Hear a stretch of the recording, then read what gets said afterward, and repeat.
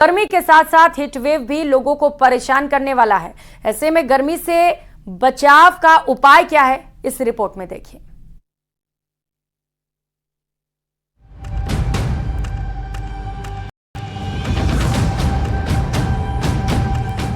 हाय हाय गर्मी, उफ उफ गर्मी। इन दिनों हर किसी की जुबान से यही शब्द निकल रहे हैं। गर्मी का प्रकोप ऐसा है कि हर कोई घर में दुबकने को मजबूर है। मौसम विभाग की माने तो आने वाले दिनों में गर्म हवाएं परेशानी को और बढ़ाने वाली हैं। हम लोग IMD के जो ऑफिसर्स हैं उनके ग्रुप से जुड़े हुए हैं। उनकी जो अलर्ट होती है कि अगले 3 घंटे में ये होने वाला है, या जैसे परसों एक अलर्ट आया था कि 19, 20, 21 और 22 4 दिन के लिए राजस्थान में एक उसमें ग्रेडिंग है, ग्रेडेड रिस्पॉन्स है कि येलो अलर्ट, ऑरेंज अलर्ट और रेड अलर्ट। तो रेड अलर्ट इन जिलों में रहने वाला है, तो हम लोग पहले ही वहाँ पे हम डायरेक्शंस दे देते हैं कि आपको किस तरह कार्रवाई करनी है।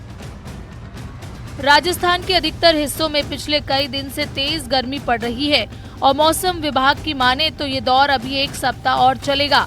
इस दौरान कई इलाकों में तेज गर्म हवाएं यानी लू चलने की चेतावनी जारी की गई है।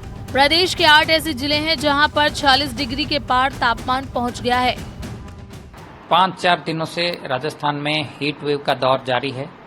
पिछले 24 घंटों में देखें तो जोधपुर, बीकानेर, जयपुर, इसके अलावा भरतपुर और कोटा संभाग के कई इलाकों में अधिकतम तापमान 45 डिग्री सेल्सियस से ऊपर है। अगले 48 घंटों में अधिकतम तापमान में और करीब 2 डिग्री सेल्सियस की बढ़ोतरी होने की संभावना है। यानी कि फिलहाल जो हीट वेव का दौर राजस्थान में चल रहा है, अगले 48 घंटों में ये तीव्र हीट वेव के रूप में परिवर्तित होगा। यानी कि सीवियर हीट वेव के लिए मौसम विज्ञान केंद्र जयपुर की ओर से पश्चिमी राजस्थान के जोधपुर और बीकानेर संभाग के अधिकतर इलाकों के लिए रेड अलर्ट जारी किया। लोग घर से बाहर नहीं निकल पा रहे हैं और दोपहर के समय जयपुर की सड़कें सूनी नजर आने लगी हैं। नजारे ऐसे हो गए हैं कि जैसे कर्फ्यू लगा हो। मौसम विभाग के अनुसार आने वाले 4 से 5 दिन तक मौसम शुष्क रहने वाला है। ऐसे में गर्मी और ज्यादा बढ़ना स्वाभाविक है। दिन के अधिकतम तापमान में 2 से 3 डिग्री की बढ़ोतरी होगी। कोटा में भीमगंज मंडी में एक युवक की मौत भीषण गर्मी और लू की चपेट में आने से हो गई। मौके पे पहुंचा तो आदमी पड़ा हुआ था जो बिल्कुल लू के मारे, बिल्कुल लू से बिल्कुल और गर्मी से कारण मृत अवस्था में पड़ा हुआ था, जिसको मैं 108 से एम्बुलेंस लेकर आया। एम्बुलेंस ला करके और डिप्टी डॉक्टर साहब को चेकअप कराया तो मृत घोषित कर दिया। मृत घोषित करने के बाद उसकी डेड बॉडी को पोस्टमार्टम रूम में शिफ्ट करा दिया। बेतहाशा बढ़ती गर्मी अभी प्रदेशवासियों की मुसीबतें बढ़ाने वाली है, क्योंकि 25 मई से 2 जून तक नौतपा शुरू होने जा रहा है, जिसके चलते तापमान 47 डिग्री के आंकड़े को भी पार कर सकता है।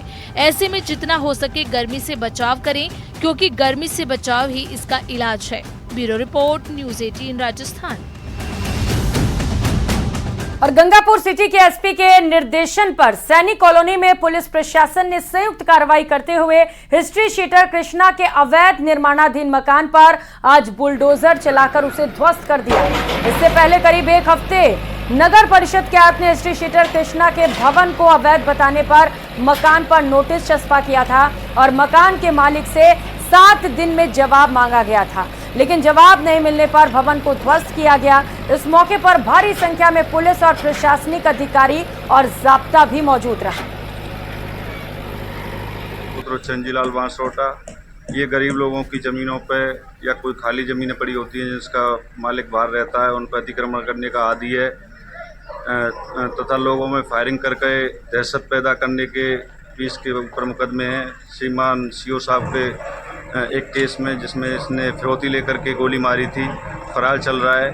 ये इसने अवैध अतिक्रमण कर रखा था, जिस पर कार्रवाई जारी है। और आगे भी मैं कहना चाहूँगा, जो भी बदमाशी करेंगे, NDPS मादक पदार्थ बेचेंगे, उनके साथ भी यही सलूक होने वाला है। उधर गंगापुर सिटी के बिनेगा गांव में भाइयों से चल रहे जमीन और पारिवारिक विवाद को लेकर एक वृद्ध पानी की टंकी पर जा चढ़ा। उसने अपने हाथ में पेट्रोल की बोतल भी ले रखी थी, जिससे इलाके में हड़कंप मच गया। ग्रामीणों की सूचना पर प्रशासन मौके पर पहुंची और बुजुर्ग को समझाया गया। वहीं टंकी पर चढ़े वृद्ध ने अपने भाइयों पर आरोप लगाया कि उसके भाई उसके खेत हड़प कर बैठे हैं और उसके घर पर भी कब्जा कर लिया है। शिकायत के बाद भी पुलिस प्रशासन कोई कार्रवाई नहीं कर रहा। पुलिस और प्रशासन ने कार्रवाई का भरोसा देते हुए समझाइश की, जिसके बाद वृद्ध टंकी से नीचे उतरा और वृद्ध को पुलिस रामफल को थाने लेकर आई। मसला ये है, 3 भाई है तो बंटवारे हुआ था ना इनका। तो मेरे पापा को 1 महीने भी नहीं रहने दिया इन्होंने। आज 30 साल हो गए तब के घर से निकाले। अब मेरे पापा जब भी जमीन करने आते हैं ना गाँव में, तो वो उनकी फैमिली बड़ी है, मेरे पापा सिर्फ अकेले हैं। मेरे भैया पहले बहुत छोटा था और मेरे भैया की गवर्नमेंट जॉब है, तो वो वहाँ पे रतलाम आ नहीं सकते वो यहाँ पे। जब भी वो ये यहाँ जमीन करने आते हैं ना, तो सारे लट लेकर उनके पीछे पड़ लेते हैं, करने नहीं देते। अब कानून कार्रवाई कर रहे 30 साल से, अब कोई सुनवाई नहीं हुई ना, तब जाकर ये कदम उठाया है। और खबरों में आगे बढ़ते हुए बात भारत पाकिस्तान के विभाजन की। भारत पाकिस्तान के विभाजन और 1965-1971 के युद्ध में भारी मात्रा में पलायन हुआ। इस पलायन में कुछ ऐसे भी थे जिन्हें अपनी मातृभूमि से मजबूरन पलायन करना पड़ा, लेकिन इन्हें अपने पुश्तैनी मकानों से इतना प्यार था कि वो पाकिस्तान से इसकी ईंट तक उठाकर लाए थे। सबसे दिलचस्प बात यह है कि इन ईंटों से इन लोगों ने हिंदुस्तान में अपने घर बनाए। आज भी उन ईंटों पर किसी तरह का प्लास्टर नहीं किया गया। इसकी वजह पूछने पर ये लोग कहते हैं कि अगर इन ईंटों पर प्लास्टर कर दिया तो पुश्तैनी घर की याद खत्म हो जाएगी। भारत पाकिस्तान सीमा पर बसे बाड़मेर का सरहदी गांव गडरा रोड इन मकानों का गवाह है। पुश्तैनी मकान में लगी ईंटें 100 साल पुरानी बताई जा रही है। यहाँ से तो वो उस गढ़ा का रेलवे स्टेशन यही था। तो ये जब पार्टीशन हुआ, जब गांव से उठ के सीधे रेलवे स्टेशन पे आके बस गए। उस टाइम तो कुछ ला पाए, कुछ नहीं ला पाए। उसके बाद 65 में 71 में अपनी सेना आगे चली गई थी। उस टाइम वहां से जो मकान वगैरह थे, जो भी सामान थे, सब इधर ले आए उखाड़ के वहां से। इस बुलेटिन में फिलहाल इतना ही। आगे देखिए प्राइम डिबेट। नमस्कार।